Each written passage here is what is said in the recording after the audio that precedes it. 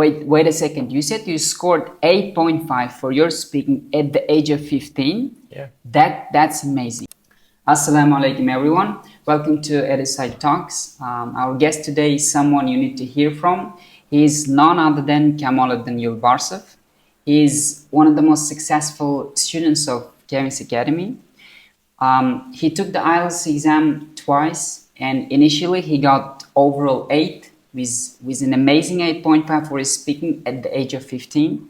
And then I think 2 years later again he retook the test and he got overall 8.5 with a beautiful 8 for his writing.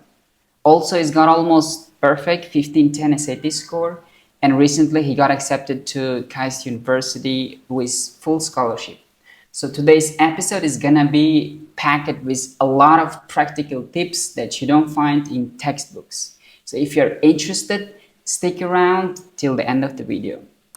Well, before I start questioning about your experience, can you please introduce yourself a little bit in your own words and tell us the sectional scores of your both IELTS certificates? Of course. So you already know my name, and I think the information that I think a lot of people don't know about is probably my interests. I am particularly interested in computer science and engineering, and that's the reason actually I applied to KAIST University for its bio and brain engineering major. Wow. So other than that, I think when it comes to my test scores, I recently retook my exam in 2024, and thankfully achieved an overall band score of 8.5. Yeah, that's amazing. The sectional scores were so basically 8.5 for listening, 9 for reading, 8 for writing, and 7.5 for speaking. Yeah, that seems to be a bit unfortunate, right? Because in your first attempt at the age of 15, you got 8.5, and then it's 7.5. Yeah, actually, I took the test twice, right? So basically, the first time I took it, I got like an 8.5 for my speaking, and actually I got 6.5 for my writing back then. Now this is like quite totally the opposite, right? Speaking and writing. Exactly. And back then, the first time I actually took the exam, I got a 9 for my listening, and now actually the second time I took it, it was 0.5 points short of 9 actually this time. All right, Liz, we'll talk about them in detail during the episode. Of course. Now, let's go back and start talking about your first IELTS journey. How did you hear about IELTS first, and why did you take it so young? So I think, first of all, I started my English journey when I probably was at the grade of 6 at school. And I actually, the first ever and the only education center that I studied at was KAIST Academy. Since 6th grade until the very moment I took my IELTS exam. So I think it took about 3 years for me until I actually became good at English. And then I took my IELTS exam after my 9th grade, after I graduated from 9th grade. So it was when I was about in the age of 15, I was 15. It was 2022. Yeah, 2022. So, yeah. Well, why did you take the test so young? So the thing is, I had a goal of applying to really good universities in the world, right? Not the ones, for example, of average ranking, or like, but generally I wanted to apply to university abroad. And as you know, they actually require all the students, foreign students, to have a good level of English proficiency. Usually it's above 6, right? Overall. Some universities, they require above 7, some of them even require above 7.5. Some of them, there's one. But you far exceeded them, right? Yeah, exactly. And I had to take it as soon as possible, so that I could work on other things that I was involved in. For example, my project, my extracurricular activities. So as I told you, I was interested in computer science. I used to do web development back in the day. So I had to, get over this as soon as possible, and then go back to my, let's say, hobbies. All right, now got you. So you got 8.5 for your speaking at the age of 15 now. Let's get back to this point. What was your speaking preparation strategy back then? Did you use any specific resources or was it mostly practice? I mean, like what helped you to get that 8.5 at such a young age? So basically, the first time I took it, like my preparation was mainly revolved around practice, like active practice and active analysis. Yeah. Right. That's actually the terminology that I use for it is active sort of preparation. So I used to prepare only, let's say, once in 2 days, right? And I used to analyze myself thoroughly, like within these 2 days until I Can you practiced for the specify a next little bit? time. How did you practice and how did you analyze yourself? So that would be useful for the audience. Yeah, absolutely. So I practiced mostly, the first time I took it, I actually practiced more my listening and reading skills. I used to practice by doing Cambridge tests, usually. I mean, any resource that I found that was official and that was, let's say, authentic, right? So I used to do those tests, but and I used to analyze all of my mistakes very thoroughly. I used to make sure that there wasn't any word that I didn't know, there wasn't any question that I didn't understand, or that I didn't understand the answer for, right? And for listening, I wrote scripts, right? I used to write scripts, but not the script for the entire audio, but really for the section that I got the most mistakes in. So for reading, it was like I analyzed all of the tests, all of the, like I used to spend 3-4 hours. Yeah, that's a very Fully long locked period. in, yeah, just analyzing everything, scrutinizing every single detail, Wow. so that until I understand everything from it, you know, until there's isn't anything that I don't understand. So you were very detailed at the I time. was really detailed, right? But I didn't pay much attention to, let's say, writing specifically. That's why I got 6.5 the first time. And I also used to like pay a lot of attention for speaking because I thought speaking was like one of the easiest parts to improve if you think about it. For example, usually like all parts are kind of interconnected, right? For example, listening, reading, writing, and speaking. If you actually have really good vocabulary, if you develop good vocabulary, right? Or if you, let's say, read a lot of books, you usually gain what? First of all, vocabulary, right? Second of all, you gain, let's say, you learn different phrases, right? Different collocations, different idioms. You also improve your focus, right? Which is important for listening and writing and reading, for all sections, actually. You also develop your English thinking, I would say, because the more you are in the English atmosphere, the better you are at, let's say, solving IELTS tests, I would say. I mean, any test in English, really. So the better your language actually gets, right? So for the speaking, you did not use any specific strategies? Like based on what you say, it seems like it's mainly because of practice and exposure, right? Practice mainly because of the practice and exposure. Yeah. How did you that's practice actually for very speaking precisely. specifically? For speaking, I used to practice my, first of all, I used to practice my pronunciation like at home, like most of the time. I used to simply record myself answering certain questions. And to improve my pronunciation specifically, I used to record myself when I was, let's say, reading a book or let's say reading an article. And I used to do this exercise for like about an hour or more Wow. per day. And that's why, like, the first time I passed it, I actually, when I requested the band descriptors, you know, the score breakdown, right? Oh yeah, breakdown. When I requested the score breakdown, I actually was surprised that I got a 9 for my pronunciation. So again, what was 9? So there was a 9 for pronunciation and 9 for Fluency, I guess? Or grammar? fluency and coherence, and then 8 for both lexical resource and grammar range and accuracy. Okay. Good. Yes. Great. Next question. You were just 15 at that time. And you know, IELTS test, especially speaking, is a lot of pressure, right? How did you handle that psychological pressure at that time?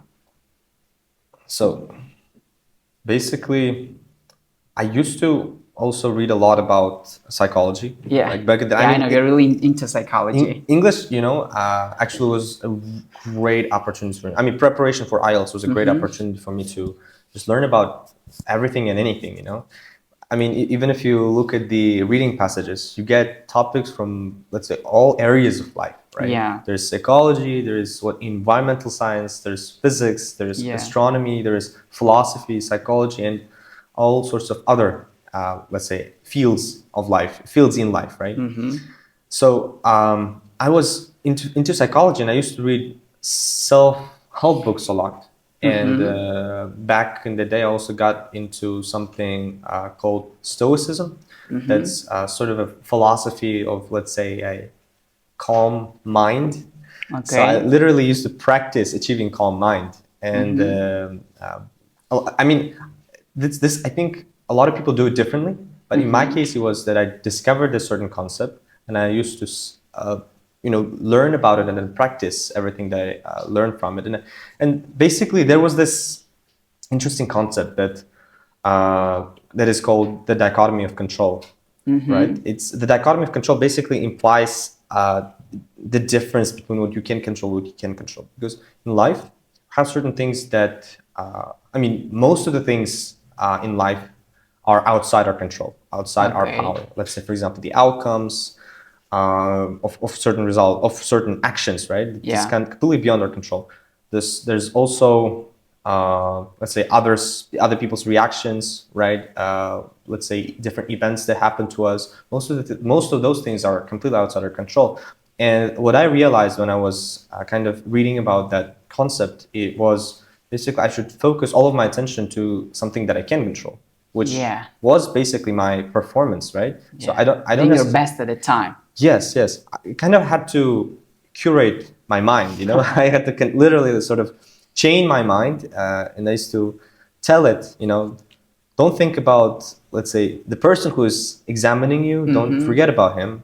Just enjoy the process. Enjoy the process. I mean, that's all we can do, right? At the end of the day, because we're given the opportunity, we're given the obstacles, right?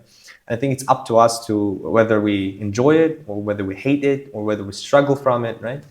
So I think that fundamental shift in my mindset was key. So that was your coping mechanism at that time to deal with pressure, right? At the age of 15. Yeah, cannot put it more precisely, yes.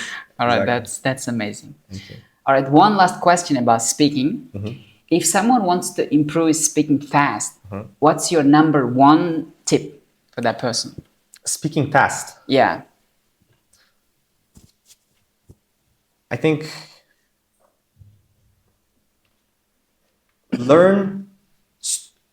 do storytelling. Right. So basically, one of the best strategies that I can advise to anyone, literally, is to write stories, right? This is not only helpful for speaking, but also for writing, and I will tell the reasons why.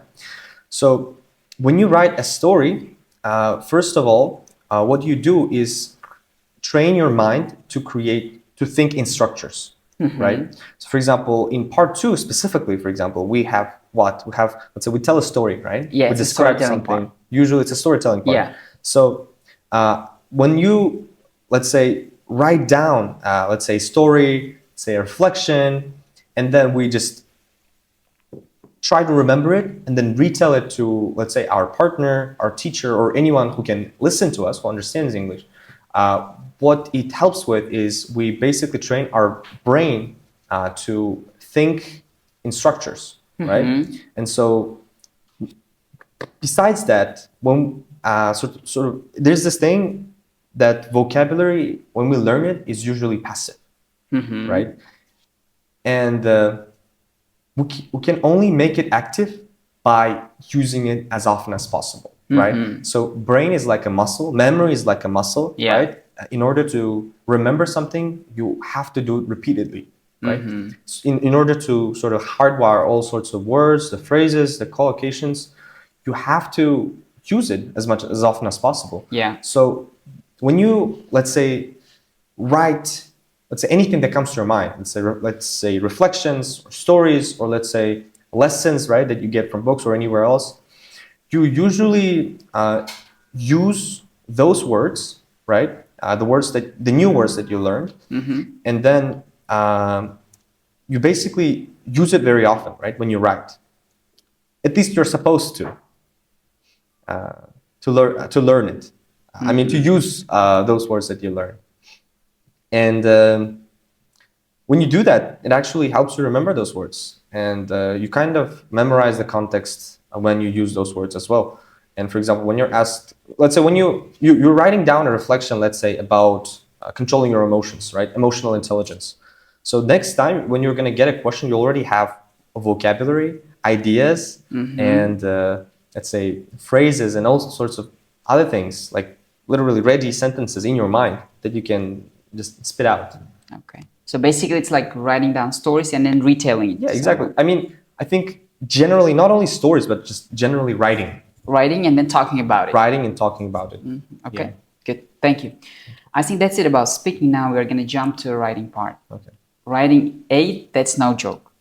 And what changed in your approach by that time? I mean, how did you practice? Did you follow any like certain structures or templates? I mean, what helped you to get that 8 overall? So I think for us to be able to get anything above 8+, we must know what an 8+ essay looks like in the first place, right? So I figured that out, and I actually started to analyze other essays, essays that scored at least an 8. So I used to, let's say most of them were actually written by natives, and there also were essays that were written by Uzbeks. Yeah. Right? So I used to analyze them, and what it helped me with was basically, first of all, I learned different grammar structures. Second of all, I learned different pieces of vocabulary that I could use in my own essays, right? And third, it actually taught me, let's say, ideas as well. Along the way, you learned ideas as well. Yeah, everything. I mean, the thing is, a lot of people think that you can really prepare for IELTS by reading like a bunch of articles. It's true, but it takes time, right? It takes time. When you read an article, like it takes time to analyze it, to reflect on, to learn from it, and usually you just, I mean, for specifically test-taking purposes, you don't necessarily have to read articles or anything. It helps with language development, right, in general. But if you want to prepare specifically for, and you have, let's say, an average English proficiency, right, you can just, start analyzing different essays, right, and incorporating every single piece of insight that you get from those essays into your own essays. So it's like basically I kind of copied, right? So, like in a short, you analyze it thoroughly and try to apply what you learned, right? Yeah, absolutely. I mean, it's the best way. It's the best way, and I think it's the simplest system that you can use, not only in IELTS but in general in life. Right? Okay. You learn from those who already achieved it, right? Yeah. And then you simply apply it in order to achieve the same thing that they have. Yeah, that's logical. That makes logical, sense. Exactly. All right, great. What about resources? Did you use any specific books, channels, or tools? Yes. I can't mention a YouTube channel, right? Yeah, you can. Okay. Sure. So there was this channel called Best My Test. I was recommended it by an acquaintance of mine. So this channel literally gives a detailed, overview of task ones, right, and different types of them, those essays, and also it gives a detailed overview for task 2s, right? And basically the owners of the channel are Canadians, they're natives, right? And their writing is like really good as well. But the most interesting thing about them was probably the fact that they make it so simple, that, I mean, there's no way that you cannot understand it, It doesn't seem complicated, right? No, at all. And I think so this is basically, I'm talking from the perspective of someone who has already had experience taking IELTS, right? And who at least has like let's say an 8 IELTS, and then is planning to retake, Okay. So that's why. But I think the approach would be a bit different if it was for someone who is, let's say, at intermediate or pre-intermediate, or who's just starting his IELTS journey. So the approach would be a bit different. Okay. What about books? Books for writing, right? Yeah, have you used any like certain books or channels? Actually, If not, that's fine. You recommended a book, you remember, about Pauline Cullen? Pauline Cullen, Task Pauline 1. Cullen, Task Key 1. to IELTS Writing Task 1 and Key to IELTS Writing Task 2. Yes, but both of these books were actually, I've looked through them. I haven't managed to look through every single because concept. it's a very thick book. It's like, I think, it's really 400 dense. pages or so. It was a big book. Yeah, But but I mean, you both look of through them. and you learn some important absolutely, stuff. absolutely. Only the essence, right? Only the information that I needed. All right. So we will leave the link of the channel that you mentioned in the description below. And those books you just mentioned, we'll leave them in our Telegram channel. If you're interested, you can get there through the links. Sure. All right. One last question about writing. What do you think, what is the most common writing mistake students make? The most common Yeah. writing mistake. It's a really tough question. It's really hard to think. Well, the first thing that comes into your mind, probably. Usually, structure is fine. Most of the people nail the structure. Yeah. I mean, I think there are a lot of templates because everybody just look at the template and then learn the structure. Yeah, absolutely. Then what's the problem? The problem maybe is, I'm not sure. No. What about idea development? Because if I were you, I would say idea development, because if they know the structure, and the problem might be related to the grammar or idea development. Idea development, yeah, I think a lot of people struggle with it. Yeah. Like a lot of students do struggle with idea development. Because they just give one idea and no explanation, no example to thoroughly explain what they're talking about, right? Yeah, totally. I was thinking something of grammar mistakes, but I think, I mean, those are like pretty typical. Yeah, this is typical, but the idea development, let's say if it's a cause-solution essay, and then in one body, instead of giving like 1 or 2 causes and then thoroughly explain, they count several causes, like 5, 4, exactly, without explanation, and then that's not gonna, it's not good, right, for the task achievement. Yeah, absolutely. Right? And you know, like the thing is, most of the students, they make like their points very vague as well. Yeah, they either overgeneralize or they make it too narrow. Too narrow. Yeah. For example, when they're asked about a question, let's say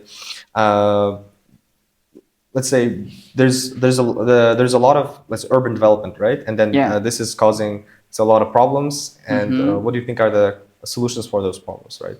So a lot of people say it's just they mention like by urban development First, for example, they can say, let's say, cities are expanding, right? And it's just forests are shrinking. They don't consider, for example, farmlands, right? They don't consider, for example, the wildlife or anything of that sort. So it's like their point becomes a bit either too general or sometimes too narrow. It's also the case with speaking. I like notice it a lot with my students. Like let's say in part 1, if examiner is asking you what is your favorite sport, you don't just say I like football, right? Yeah. It's like there is this, let's say, unwritten formula. You just answer the question directly and then explain if it is possible to provide example. If it is like about your favorite sport, you might say like I've been really into playing football since my childhood because it's a great exercise for the body. Last weekend I enjoyed playing football with my friends. So that's like one way of putting it, right? Yes, precisely. All right. So you don't have to explain your points. You know, when you give a point, it's like basically let's just give like a basic overview of what a student's supposed to do, right? In essay writing. I think that's going to be useful. Yeah. So what they have to do usually is when you give a point, right? Imagine point is like a big building. It's a very tall building you want to build, right? You're giving the bigger point you give, the bigger the building is, right? Yeah. And what does a big building require?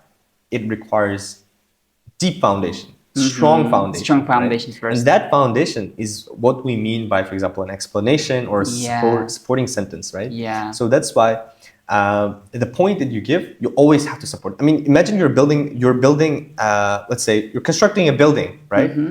You always have to have a foundation. I mean, even like 1-floor houses, right? 1-story houses, they always have a foundation, right? So even if it's a simple point, even if it's impossible to build without foundation. Exactly. There always has to be an explanation You always have to support your ideas, and you have to develop those ideas. You have to sort of present the idea and then chunk it up, Yeah. chunk it up and then sort of break it into small pieces and then shove it into the examiner's mouth. Yeah. I mean, to put it blatantly, right? Yes, yes. Yeah. We talked about that book, right? Like Key to IELTS, Yes. Success by Paulo Coelho. I think for task 2, there was this formula, still we use it in the academy. For most of the essays, it's like PEL, it is called. P, it's like point, it's your central idea. Yep, E, yep. explanation, you explain what you want to mean by your central idea. Then expanding point, so you expand on your explanation. Yeah. And then link back, Exactly. it's like concise body conclusion, link it back to your topic sentence. Yes. So that's like one formula that can be used to thoroughly explain idea in task 2. Yeah, absolutely. That's actually, you taught me that, Yeah.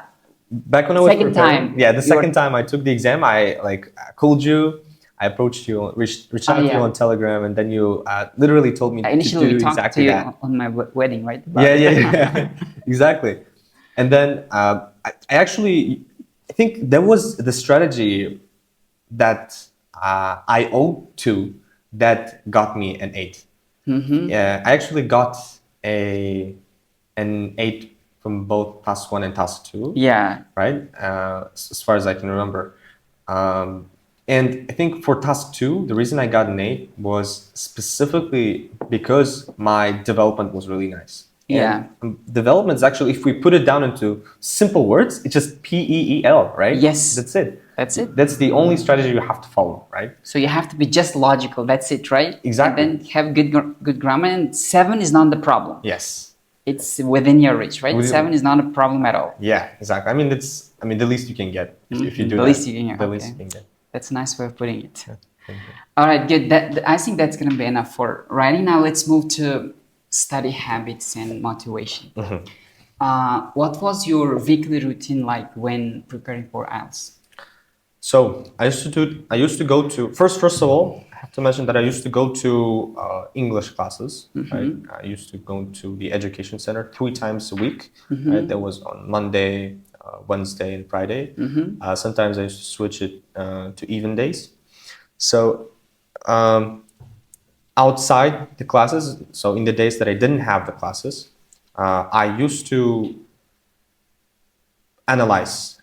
First of all, I used to do my homework, right? I used to spend at least 2 hours for doing my homework. And outside the homework, I used to usually self-study as well. Because most of the time, if you think about it, success isn't only about, let's say, doing your homework, right? It's about going the extra mile. Yeah. So I tried to work as much as possible and as hard as possible. So outside the homework, I used to work on myself. I used to, first of all, practice my speaking by reading out loud and then recording myself. And I used to listen myself to myself. And I used to correct my pronunciation that way.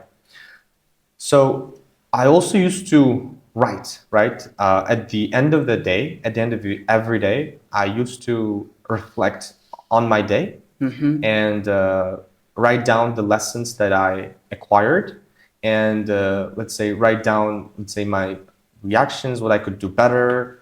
And also, I think I used to write down the ideas that I got from books, from articles, and I just used to reiterate in order to really solidify the theory in my brain.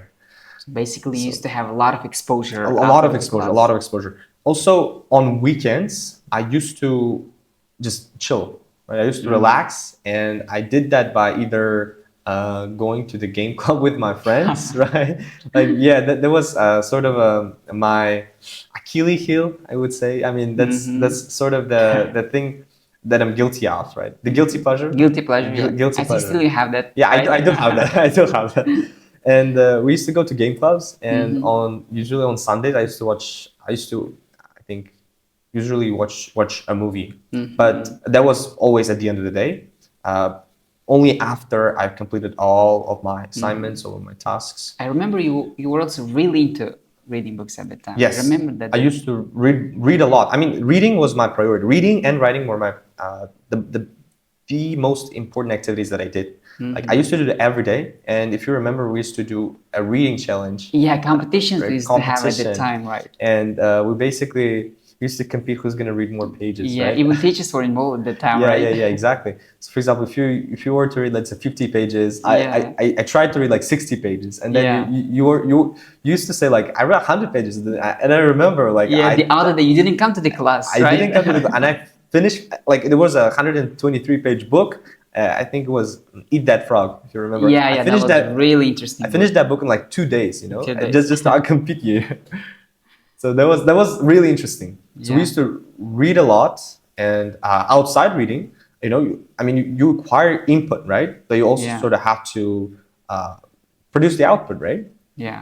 And I used to do that by writing, and I wrote, I think, 2-3 hours every day. I wrote about my life, the lessons that I learned, and I used to reflect a lot on the books that I read.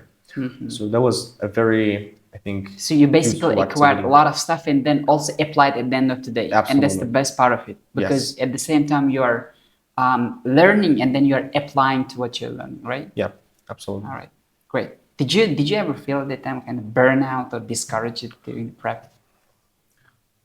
I think everybody does, you know. Yeah. I mean, it's the sort of thing that you cannot necessarily avoid, especially if you really want to get a high score. I mean, a burnout is a part of the process. Because What was your coping mechanism? I think, again, so I used to cope with burnouts by hitting computer Chilling. clubs, you know, chilling. I mean, the thing is, there's a wide misconception in this English learning atmosphere, I think, among people that are learning English, that, or let's say preparing for IELTS specifically, that they have to study, you know, it's study. Grinding, grinding all the time, right? grinding all the time. It's all serious. It's all sort of tight. It's all, you know, very annoying. It doesn't have to be that way, you know. Actually, I mean, it's up to you to actually enjoy from that process, to actually acquire joy from that process, or suffer from it, you know. It's totally up to your perception, I would say. Okay. So I used to make it more of a fun ride. I try to reap as much fun from the process as possible. So that's the reason I actually read books. I read books not because I want to learn English, but because I want You were to. into reading, right? Yeah. I just want that was to. intrinsic motivation, Intrinsic motivation to just learn and explore the world, right? Explore and different ideas, learn about different stuff. So it was all interesting to me. And English actually opened that door for me that was previously locked, right? Yeah. I mean, most of the materials aren't necessarily available in our native language. So reading it in English, it was like, learning English actually helped me a lot to read different materials and books that are not necessarily available in my language. Yeah, the latest information on information in the world exactly available, right? Exactly, yes. And I think, for example, I wrote not because I had to, but I really liked it. I really still enjoyed you like it. writing, I still right? like writing. I actually have a blog, right? Yeah, So I read there are a lot of difficult content to understand actually. Yeah, developed over time, right? And Yeah. like back, I think I started it 4 or 5 years ago. Yeah, I remember And that. since that moment, I've been like almost consistent with my posting habits. But I really love just reflecting, analyzing different ideas, just looking, just offering and writing down my perspective on anything that is going on I in the think it world. has also a lot to do with your age, right? For Yeah. writing. Because you've been writing a lot in your blog and you've been practicing writing. Yeah. So when you get to the exam, it's not going to be something difficult because you've been doing it over time, right? Absolutely. It's like writing a blog in the exam, writing task 2 essay, Exactly. right? Yes, absolutely. So basically, that's, when you make it fun, even the exam itself doesn't seem serious. It doesn't seem stressful. You just go there because it was fun. You prepared for it because it was fun, not because it was something that is required from you. If you don't take the exam, you're gonna die. No, it's just a part of life. I think we have to just take it easy. Yeah, that's really interesting. Like a lot of students, specifically teenagers, they got this pressure. Like what if I end up with 6, or what if I end up with 6.5, not 7? Yeah. And then when they get to the exam, instead of focusing on the task that they are required to process, they think about the potential result. Yeah. And during the process, they might mess up. Absolutely. And I think Why I think like taking it easy, like if you don't get 7, it's not the end of the world, right? Of course, absolutely. And that brings us to another point, actually. You know, a lot of people, a lot of students, you know, they think that they have to take the exam as soon as possible. Yeah. You know, Yes. I have to apply for a university this year, or let's say it's because of the social pressures, or let's say pressure from. I think this is the social family. norm. We got this stereotype in Uzbekistan. If you don't get to the university right after the school, taking a gap year, it's like a social stigma you know, among parents. If you get to the university, and that's a big reward. Your parents are gonna feel proud of your achievement. But if you don't get to the university right after the school, that's not good. But actually, this is just stereotype. It's actually fine to get this gap year because you have this whole lot of time to think of your future career, which is extremely important because you spent 4 years doing a bachelor's degree, right? Exactly. And that's what I talk a lot with my students. They're all the time rushing. I gotta get the data level is about 5.5. Yeah. And they want to study abroad and they want to take the test ASAP. Yeah. And at the university, the level of the English required is advanced, right? It's advanced, yes. Like C1 at least. Yes, they should have at least 7, right? At least for, you know, reading and writing, right? For the reading, they have to process this advanced information, and they have to the reading passage that we do, like one passage one day. It's like daily assignment there at the university. They don't understand this point, and they want to rush, which is not good. Yeah. So it's fine to take gap year, right? Yeah, it's totally fine. It's totally fine. Again, the thing is, don't take it too seriously, right? That's, I think the most essential lesson that I think people have to learn today from this video, because it's just that you can take your time, and nobody's sort of chasing after you. You know, if you start your university 1 year, 2 years later, that's totally fine. Why do you really care about others? What other people is gonna say about it, right? Sure. I mean, that doesn't really matter at the end of the day, because it's your life. It's your life. It's your life, and you're the one who decides what to do. Absolutely. And actually, if you really care about yourself, you would actually be more considerate and kind of don't rush at all. Right? Don't rush. Take your time. Take a good score from IELTS. Enjoy the process. Right? Meanwhile, and then go to university, and then again take it easy. You know. Yeah. All right. Great. I think that's gonna be all about like study and IELTS. Here we got this part where I give you quick fire questions, and you gotta give like fast answers. Okay. Shall we give it a go? I'll try. I'll do my best. So this is about IELTS. Self-study or classes? Self-study. This is about speaking. Memorizing or improvising? Improvising. This is about writing. Focus more on grammar or ideas? Ideas. One IELTS myth you want to mention? You have to pass it quickly. 3 hacks for students stuck at 6.5. 3 hacks? Yes. Well, I think first of all, read as much as possible, right? Learn grammar rules, advanced grammar rules, and learn vocabulary by writing as much as possible. Okay, great. Hob, now about other accomplishments. You also scored 1510, right? 1510. In SAT and got into KAIST on a full ride scholarship. That's insane. Yeah, thank you. Do you think IELTS helped with your academic journey at all, or in any ways? I think the thing about IELTS that a lot of people get wrong when applying to universities is that IELTS is like going to make you a special person, someone special. If you got, let's say, 8 or 8.5, you're special to them, right?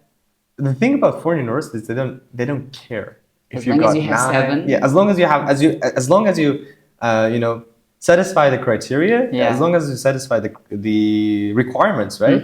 They literally don't, you know. But you have perfect 9, right? Yeah, exactly. Even for example, let's say whether the person has like 6.5 and or another person is applying like has a 9, right, in IELTS. Like for the university admissions, both of them are the same, you know. Both of them are the same because like both of them are just satisfying the criteria. They just IELTS just shows that you know English, nothing more than that. It doesn't make you smart. It doesn't make. Of course, I mean, if you get a 9, I mean, it kind of shows you like you're decent smart, but it doesn't necessarily mean that your IQ is high or you have a great emotional intelligence or you can, let's say, solve world problems, right? So. But there are certain universities that would give you like a certain percentage of scholarships for certain IELTS score, right? They're not an exception, right? That's true. That's true. It's just the thing about those universities. I think they also have a misconception about IELTS. Probably, like, probably. That's I mean, my humble opinion. It's just they think. I mean, for example, Korean universities specifically, right? Most of the universities in Korea, they give you 100% scholarship if you have an IELTS score of 6+, right? Yeah, 6+. And not a 6+, let's say over 7 or 8. They offer like specific like this percent of like 100%, 80% scholarships, like most of the universities. Yeah. Exactly. I mean, not all of them, but some of them totally offer. But as long as you have 7, that's fine, right? You don't have to spend that much time getting 8 or 8.5. But even that scholarship, as we know that it's not sort of permanent, right? It's not for 4 years. Yeah, it's only for one semester, right? And then you have to kind of keep up your GPA in order to be able to continue getting that scholarship in the next semesters. And I think so. Basically, that's the main misconception that people have about IELTS role in university admissions. That it's like a big thing, but IELTS was only, let's say, just showed that I know English for the university. That's all. All right. I think we're gonna have to make another episode where we talk about like universities and specifically how we got into KAIST. Yeah, we can do that. Yeah, sure. I think like later on in the channel, before you move to South Korea, we're gonna make this video as well. So it would be useful for our audience. We'll do it. Well, your journey is seriously inspiring. Final message, what would you say to a student watching this right now and stressed about IELTS? Final message. Of course. So my final message is going to be, just take it easy, man.